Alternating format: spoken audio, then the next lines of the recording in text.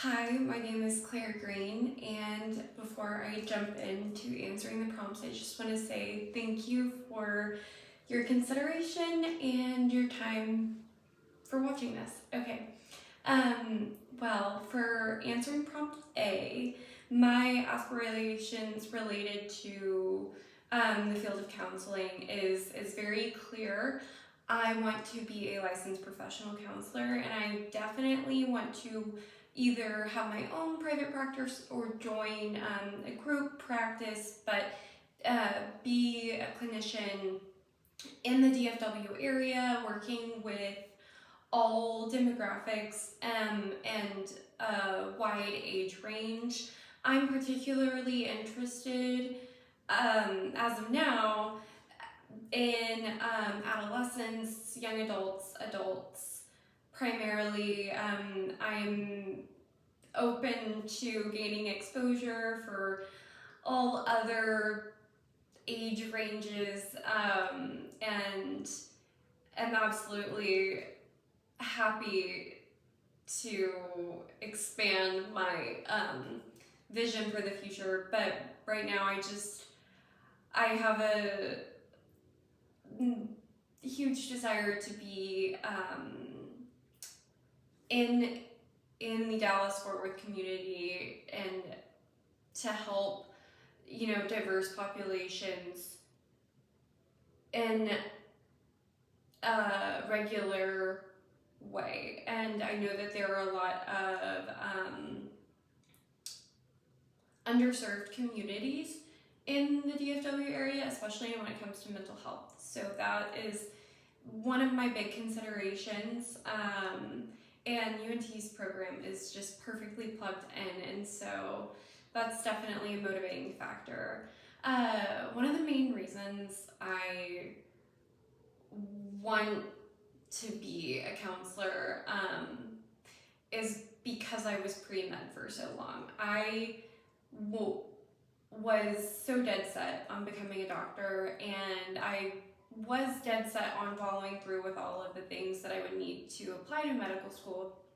However, after my MCAT, I was writing my personal statement, and for something so specific as why medicine, because you can't just say I want to help people, you have to be like, I want to help people, and it has to be by being a doctor.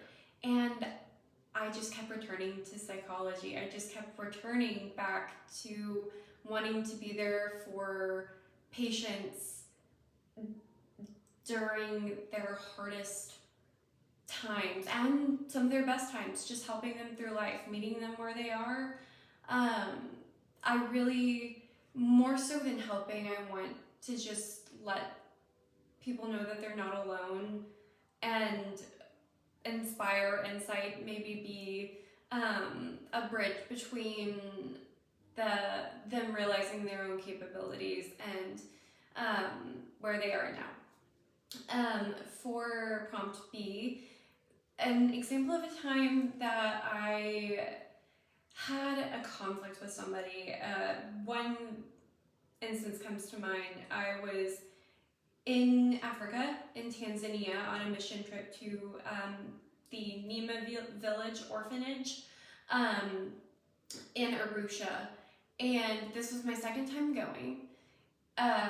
It was with a church missionary group. I wasn't super close to anybody. It was kind of my first time just going out on my own, and it was a very productive trip. But there was this one moment where we had planned to bring shoes because all of us had checked 2 bags, and one of those bags was just full of stuff that we brought, clothes-wise for the kids and supplies. But we had so many shoes that we would have been able to go out to a local village, specifically an area where the kids and families and moms did not have houses or running water, and in a situation like that, shoes can make a huge difference, and I was really excited about that. But I remember 2 of the elders who were on that trip came and said, we don't want to contribute to a savior complex. We don't want to perpetuate that. And at the time,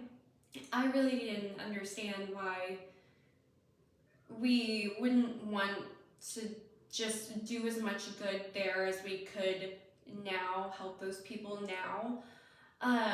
But they gave some other explanation, and I do remember just thinking about how what they said was right, because it was something I was so, I felt strongly about. But I came to realize that having such a desire to help can actually, be detrimental to a community when you undermine their self-efficacy, and especially if you undermine any sort of economic production that they can sustain themselves with.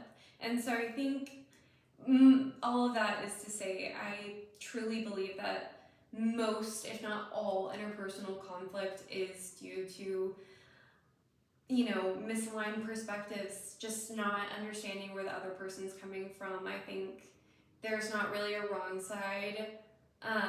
It's often just a communication barrier or a lack of seeing where the other person's true disagreement lies.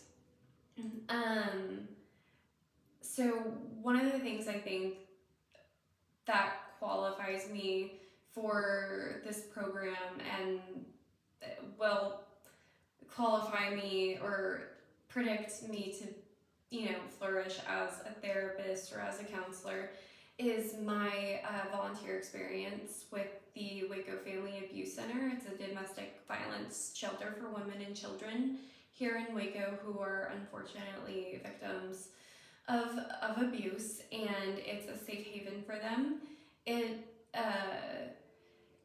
I primarily work with the adolescents, the kids all the way from toddlers to teenagers, a few times a week, and it is so eye-opening, and I'm very fortunate to have decided to volunteer there.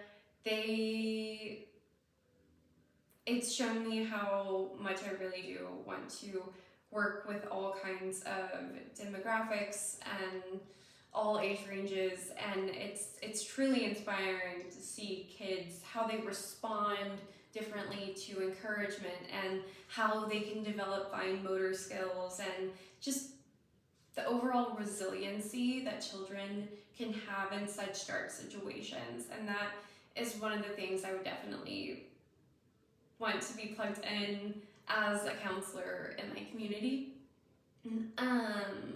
Another thing that qualifies me is my research experience. So I have a lot of cumulative research across 2 different labs, the Mind Body Medicine Research Lab and a Cancer Cachexia Lab. And although they're in 2 different areas, I have looked at so many different data sets and looked at these complex problems and really had to hone the skill of synthesizing a lot of factors into a cohesive narrative. And I think that would give me an edge as a clinician and as a part of your program. I think that